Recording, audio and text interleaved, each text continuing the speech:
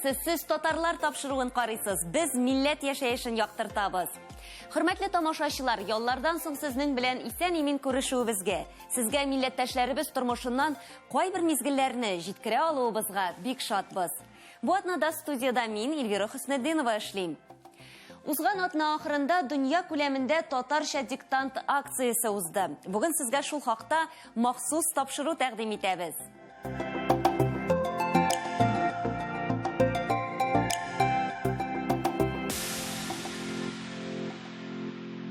Татарча диктант акциясе быел 9-нчы тапкыр үткәрелде.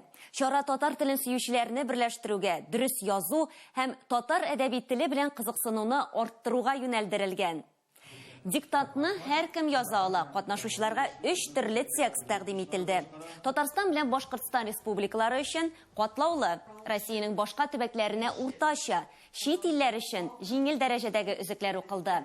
Әлеге чарада безнең төшерү төркемнәре дә катнашты. Бүген айрым алганда Мәскәү, Екатеринбург, Ижау һәм башка Россия төбәкләре чит илләрдә узган татарча диктант акцияләренә күзәтү ясарбыз.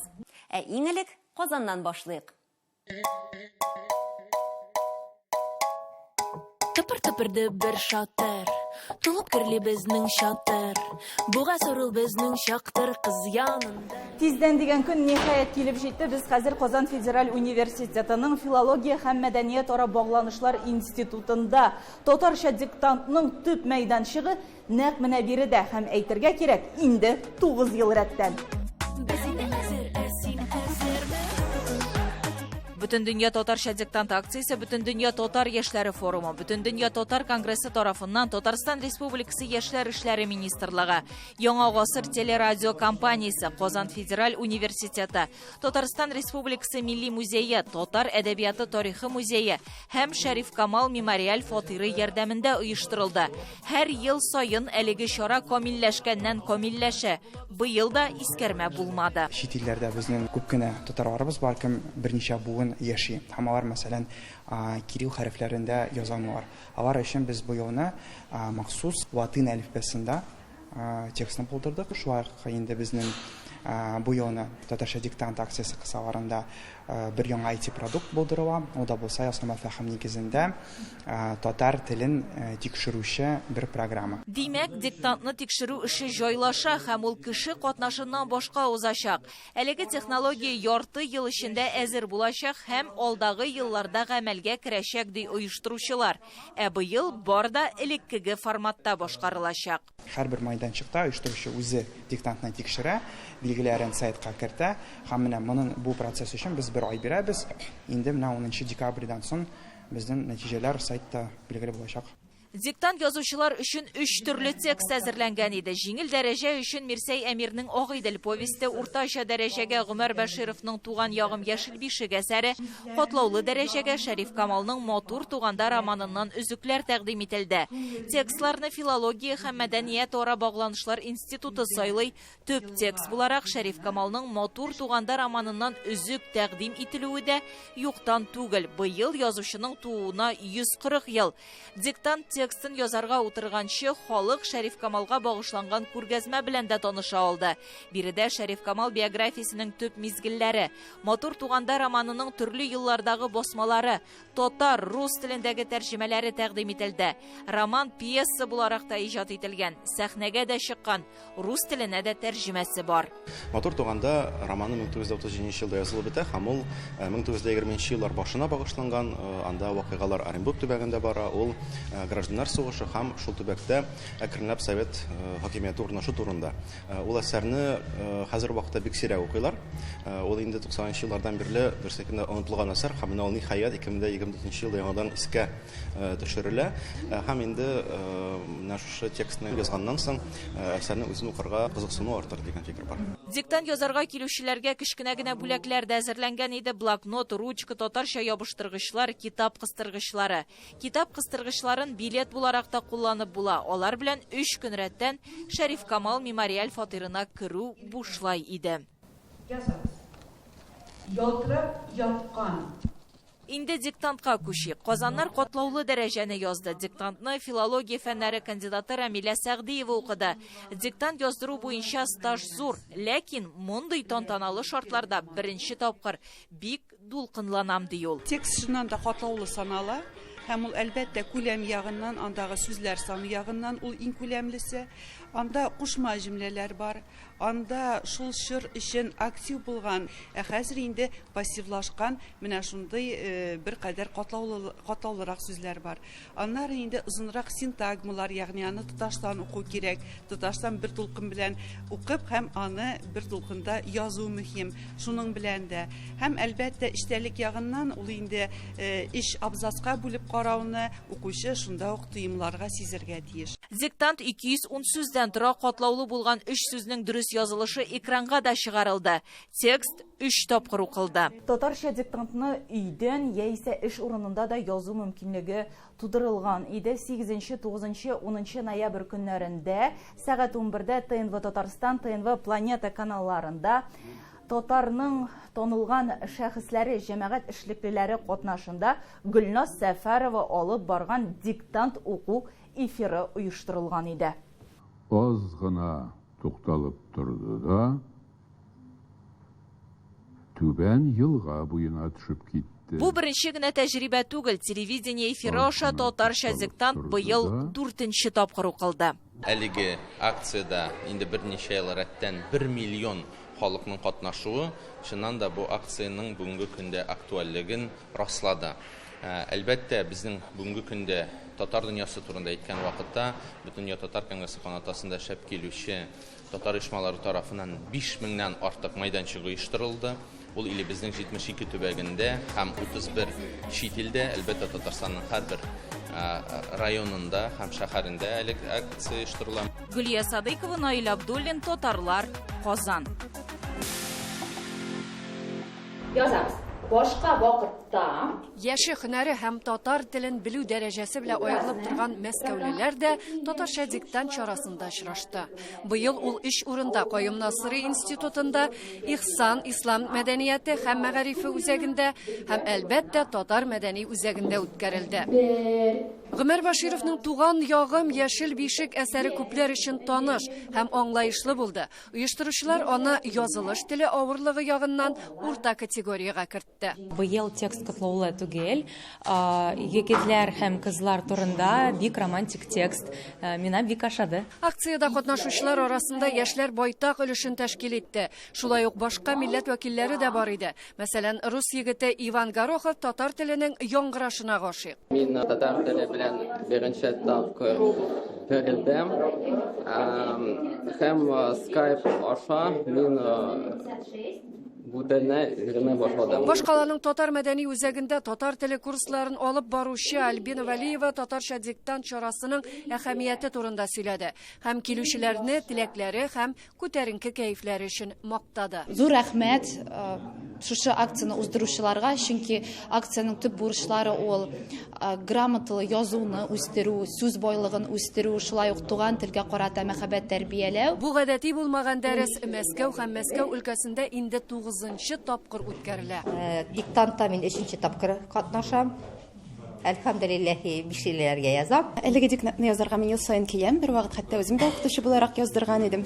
Минем өчен бу авыр эш түгел, чөнки мин татар мәктәбендә укыдым. Сергач диалекты белән татарлар без бик укучылар. Монда саф татар телендә язу, саф татар телен өйрәнә төшәсен, белемең арта төшә, дәртең, канатларың күтәрелә. Диктанттан соң катнашучыларны күңелле мизгел бөтен дөнья татар яшьләре форумыннан рәхмәт хатлары белән бүләкләү көтте. Ләйсәнә Садретдинова, Дина Газалиева, Александр Ярашов, Татарлар, Мәскәү. Татарча китаплар, газета, журналлар укыйбыз. Әмма кулга каләм алып, күптән язганыбыз юк диләр өлкәннәр. Берсе дә махсус чакыру көтмәгән, йөрәк кушуы буенча килгән. Ижауның Муса Җәлил исемендәге китапханәсендә татарча диктант елда оештырыла һәм арада аны калдырмаучылар бар. Бик яратам татарча язарга, үземне үзем тикшергән кебек тә улайм. Аннан соң укытучыма хөрмәт кебек тә дип әйтим мисал инде. Әгәр дә мин әйбәт итеп диктант язам икән, бүгенге көндә мәңгілікте болған оқытушыма да дұға болып ересін әйме. Күбесе авылларда татар мәктәпләрендә белем алганнар. Укытучыларга хөрмәт белән карап, тырышып укыган буын без диләр алар. Еллар узу белән ынтыла төшкән дөрес язу кагыйдәләрен хәтерләрендә яңарта тырышып язалар. Яшьләр генә юк диярлек. Баскыч булып, тау кырыена тизелгәннәр. Текст катлаулы түгел, төбәкләр өчен хәзер ул аерым сайлана. Һәркемнең сынауны ничек узганын тизрәк беләсе килә. Шуңа күрә диктантларны язылып бетүгә тикшерделәр дә. Бик әйбәт язганнар. Иң еш очрый хаталар өтерләр, пунктуацион хаталар. Хәреф хаталары бик әз. Лариса Валеевага тагын бер кат бер генә кешегә әйтеп торырга туры килә. Кыенсынмый, диктантна катнашырга килүченең татар телен үзе теләп өйрәнүче башка милләт кешесе икән белгәч бигрәк тә. Соңга калдым, барыбер яздым. Изучаю татарский, пою на татарском. Мен драматург Юнус Аминовның укучысы, 69 елда бетердем 8 классны. Ул безне бик хәтәр әйбәт укытты. Соңыннан барсына да рәхмәт хатлары тапшырылды. Әнзилә Салихова, татарлар. Свердловский өлкәсендә татар теленнән тоталь диктант 14 муниципалитетта яшәүчеләр һәм 18 этно-мәдәни авыл мәктәпләренең укучылары арасында үтте. Акция китапханәләрдә, мәдәни үзәкләрдә һәм клубларда уздырылды. Безнең Уралдагы хезмәттәшләребез Екатеринбург шәһәрендә Татарстан Республикасының даими вәкиллегендә оештырылган чараны яктыртты. Хәерле сәгатьтә уңышлар телим. Диктантны язучылар Екатеринбургта Татарстан Республикасының даими вәкиллеге каршындагы Каюм Насыйри исемендәге институтның якшәмбе мәктәбе укучылары. Кызганыч, татар телендә алар бик сирәк яза һәм аралаша. Шуңа күрә тел грамматикасы бу укучыларга авыр бирелә. Ләкин татар халкының тарихы һәм мәдәнияте белән танышу теләкләре бик зур. Шуңа күрә мондый чаралар бик мөһим.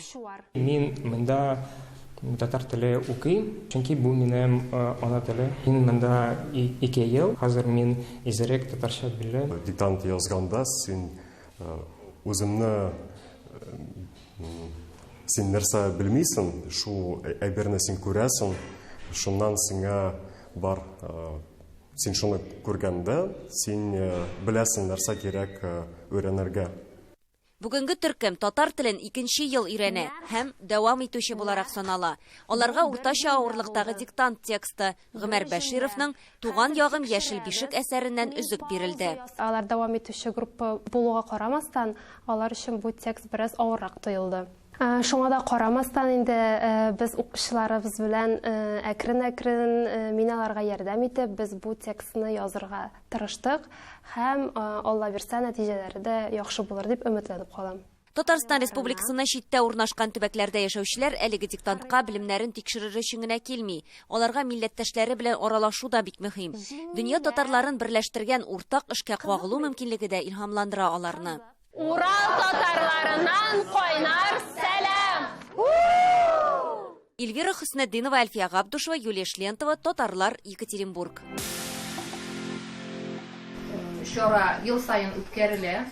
Ул иң беренче чиратта туган телгә, безнең татар теленең матурлыгына соклану, аны ярату хисләрен тәрбияләүгә багышланган. Елдагыча республиканың һәр төбәгендә татарча диктант акциясы актив үтте. Мифтахетдин Акмулла исемендәге Башкорт дәүләт педагогия университетының филологик белем бирү һәм мәдәният ара багланышлар институтының татар бүлеге студентлары да акцияга бердәм кушылды. Алар татарча диктантны Каюм Насыйри институтының белем бирү үзәге кабинетында язды. Көнкүреш тормышта татарча сөйләшәбезме? WhatsApp яки төрле социаль челтәрләрдә татарча дөрес язышабызмы? Таныш билгеләрен куя беләбезме соң? Әлеге диктант та шул сорауларга җавапны табарга ярдәм итәр. Татарча диктант акциясы ул үзеңнең дөрес язу кагыйдәләрен белү буенча белемнәреңне тикшерү генә түгел, туган телгә карата сөюеңне, ихтирамыңны күрсәтү дигәнне аңлата. Дус-ишләр белән, төркемдәшләр белән бергә җыелып, вакытны кызыклы, фәһемле үткәрү дигәнне дә аңлата. Әлеге акция халыкны татар телендә язарга өндәү, әдәби телне кулланучылар даирәсен киңәйтү, гомумән туган телебездә язуны популярлаштыруны максат итеп куя. Ана телен югалтмас өчен шундый чаралар уздыру бик актуаль һәм мөһим. Башкортстанның Уфа шәһәреннән Эльфира Нигъмәтуллина, Рүзил Имамов, Татарлар. Томск шәһәрендә татарча диктантны традиция буенча Кәримбай йортында өлкә татар мәдәнияте үзәгендә яздылар. Биредә чараны кече төркем башлады. Без урманга барабыз. Катнашучылар шулкадәр күп иде ки, урыннар җитмәде. Розалина Мусаевага 7 яшь. Ул үзәккә татар теле дәресләренә 2нче ел йөри. Диктант темасы аңа бик якын, чөнки ул Мин җайны яратам. Минем тәрбиягә алган 3 балам бар. Беренче кызыма бу ел 18 яшь тулды. Кичесенә Розалинага 7 яшь. Ул бик сәләтле кыз. 5 яшендә укырга өйрәнде. Үз теләге белән мәктәпкә китте. Узган елны без Розалина белән татар кызы бәйгесендә булдык. Шул көнне ул миннән татар теленнән дәреслекләр сатып алуымны үтенде. Рәйсә апалары сабыйларга җәй, алырак укучыларга көз турында текстлар әзерләгән. Өлкәннәр концерт залында Мирсәй Әмирнең авылда үткән балачак хатирәләре турында Агыйдел әсәреннән үзек буенча язды. Иртәнге кояшның йомшак нурларына иркәләнеп килеп уяндым. Текст минем өчен бик катлаулы иде. Без әти-әниләр белән аралашканда мондый сүзләрне бер кайчан да кулланмадык. Бүген бик дулкынландыргыч көн булды. Мин беренче тапкыр татар телендә диктант яздым. Көтмәгәндә бик күп кеше килде. Бик кызыклы тема. Бу алга таба үсешкә этәргеч бирә. Томскидан Елена Софьевна, Анатолий Шустов, татарлар.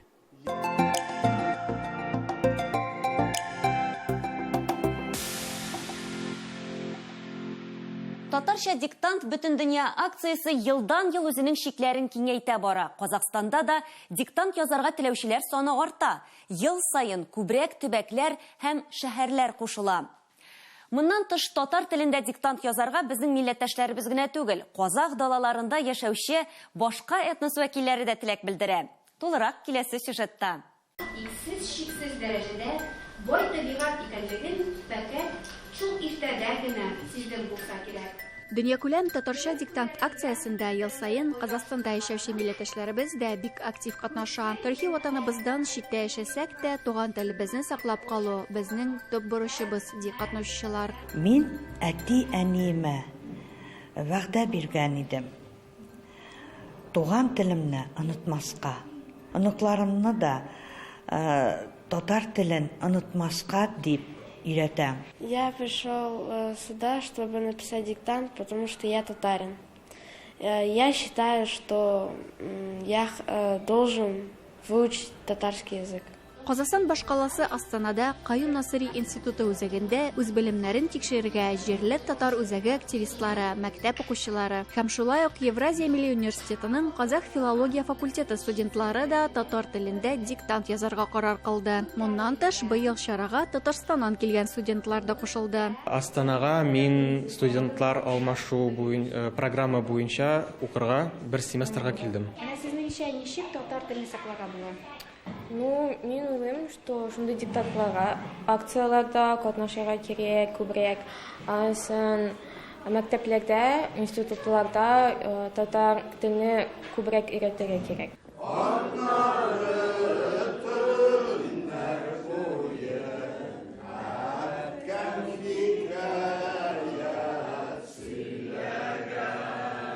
Алматы шәһәрендә диктантны язу Габдулла Тукайның туган тел җырын башкарудан башланды. Җирле Идел татар-башкорт үзәге бинасында өлкән буын вәкилләре һәм яшьләр җыелды. Кемдер диктантны беренче тапкыр язды. Беренче тапкыр килдем. Буярган бүген. Бирок еллар буе ишетеп тордым ошо чара турында. Инде бүген килдем, яздым, бик шатландым. Мин бүген 3нче ел катнашам һәм бүген мин беренче тапкыр үзәктә яздым. Моңа кадәр мин онлайн язган идем. Бүген инде менә Мирсәй Әмирнең Агыйдел елгасы буендагы романнан үзекне яздык һәм анда бик нык табигать сурәтләнгән һәм ул аны бик тәфсилләп язган, пейзажны язган, бик матур, бик нык ошады, тексты бик нык ошады. Телне инде гаиләдән башлап, әби-бабайдан башлап, әкрен-әкрен аннары үсә бара, логая бара. Кызыксыну уянды бигрәк тә. ана телеме. Гомумән алганда төрле яшьтәге аудитория һәр шәһәрдә булган. Әйтик, Актүбә шәһәрендә 2 агым белән өлкәннәр дә һәм җирле татар мәктәбе укучылары диктант язганнар. Без Актүбәдә яшәүче татарлар безнең центрда барыбыз да җыелышып татарча диктантка кушылдык. Татар диктантына иң беренче рәт катнаштым. Шундай яхшы күңелле үтте. Хакимов гаиләсе ел сайын менә шунда татарча диктантка киләбез. Безгә менә бүген килдем әти белән, малайлар белән бергә, яшьләргә обязательно татарча белергә кирәк. Без Курбангулов гаиләсе беренче раз килеп торабыз татарча диктант язарга. Мин үземнең гонукларым белән инде татарча өйрәнергә кирәк, телне сакларга кирәк дип уйлыйм. Мин Ашынва Алсу. Бүген без әби икәүмез татарча диктант язарга килдек. Диктант миңа бик ошады. Татар телен саклау безнең нигезги максат. Без өебездә татарча сөйләшәбез, онукларга, балаларга татар телен белү кирәклеген өйрәтәбез. Актүбә шәһәре татарча диктант язды. Акцияга Габдулла Тукай яшәгән һәм иҗат иткән Җаек шәһәре татарлары да кушылды. Балалар катнаша, әбиләр килә, апайлар килә. Быел ничектер балаларга кыйнрак булды безнең диктантыбыз. Уйлыйбыз, килеп чыккандыр дим инде. Было интересно его писать, интересно узнавать новые слова и, в принципе, слушать татарскую речь. Так как я считаю, что татарский очень красивый, его охота учить, потому что это мой родной язык. Катнаучылар саны зур булмаса да, Кызылорда шәһәре татарлары да диктант язганнар. Бүген бөтен дөнья татарларына кушылып диктант язганыбызга без бик шатбыз. Рәхмәт. Казакъстанның төньяк шәһәре Петропавлскида диктантны традиция буенча татар теле укытучысы, язучы Фәүзия Фәйзуллина укыды. Йомшак кына итеп, битемнән сыйпавы җитте. Ел сайын диктантны Казакъстанның көньяк шәһәре Шымкент татарлары да яза. Без менә шу залга 9нчы мәртәбә татарча диктант язарга җыйналдык. Тынычлык булсын илебездә. Кояш көлеп торсын. Бергә булыйк, бердәм булыйк. Тулайым алганда быел диктант 11 шәһәрдә язылды. Шул исәптән Астана, Алмата, Шымкент, Җидепулат, Җаек, Костанай, Павлодар, Петропавлск, Актүбә, Тараз һәм Көкшетау шәһәре татарлары катнашты. Әдилә Тухбатова, Бауыржан Кәҗәканов, Татарлар, Казакъстан. Алманиядә яшәүче татарлар да татарча диктант акциясенә кушылды. Берлин шәһәрендә узган чарада Берлиндә яшәүче 7 милләттәшебез һәм Лейпцигтан килгән бер гаилә дә катнашты. Алар диктант язып кына калмаган, ахырдан фатирникта үткәргәннәр. Бергәләшеп чәй ичеп, аралашканнар. Гармон, гитара, курайда уйнап, җырлап утырганнар. Бу хакта Берлиндә яшәүче милләттәшебез Тимур Харрас хәбәр итте.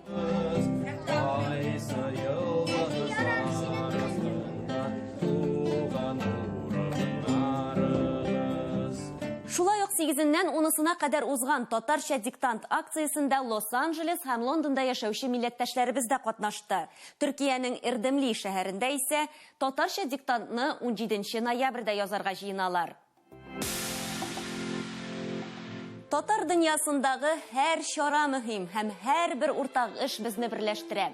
Бердәм булсак, тау күчерә алабыз милләттәшләр. Бүгенгә безнең тапшыру тәмам. Исән-имин булыгыз.